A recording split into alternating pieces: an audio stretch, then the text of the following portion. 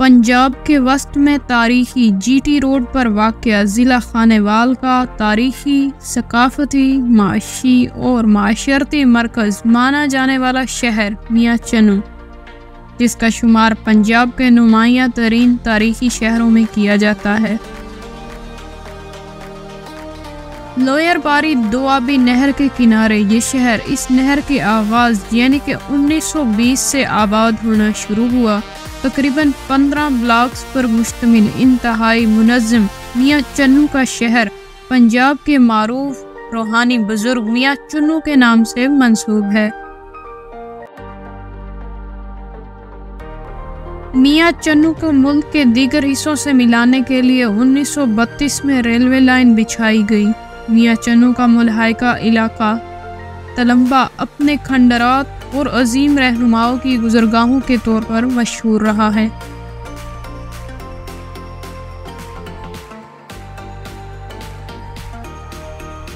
اس شہر کو عالمی سطح پر شہرت اس وقت نصیب ہوئی جب یہاں سے تعلق رکھنے والے درویش صف شخصیت غلام حیدر وائی مرحوم نے پنجاب کے وزیر اعلیٰ کی باغ ڈور سنبھال کر اس شہر کو دنیا بھر میں متعارف کروایا۔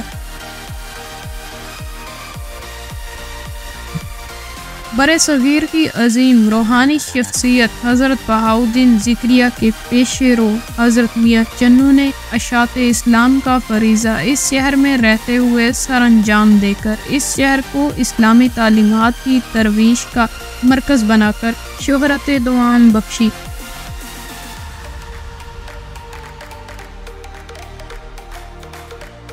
میاں چنو کو کئی حوالوں سے پاکستان سمیت دنیا بھر میں شہرت حاصل ہے۔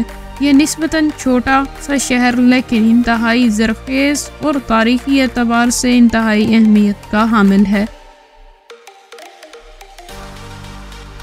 میاں چنو بہت عرصے تک ضلع ملتان کا حصہ رہا ہے لیکن 1985 میں اسے ضلع خانیوال کے قیام کے بعد تحصیل کا صدر مقام قرار دیا گیا۔ میاں چنو اہم تجارتی معاشی مرکز ہے۔ بیشتر آبادی زراعت پیشہ ہے۔ آلو، کپاس، گندم اور چاول یہاں کے معروف اجناس ہیں۔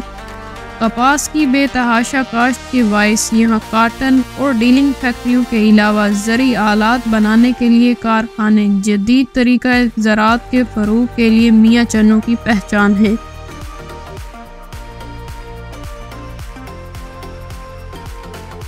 زراعت پیشہ بڑی آبادی زرعی اجناس کی کاشت کے ذریعے ملکی معیشت میں گراں قدر حصہ ڈال رہی ہے۔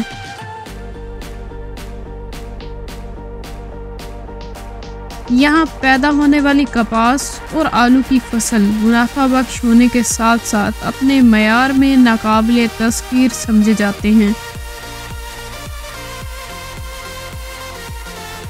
دریائے راوی کے کنارے آباد اس شہر کے باسی انتہائی جفاکش، ملنسار، مہمان نواز اور زندہ دل ہیں۔ تقسیم سے قبل یہاں مسلمانوں کے ساتھ ساتھ دیگر مذاہب کے لوگ بھی آباد تھے جن کی عبادت گاہیں آج بھی اس دور کی نشاندہی کرتی ہیں۔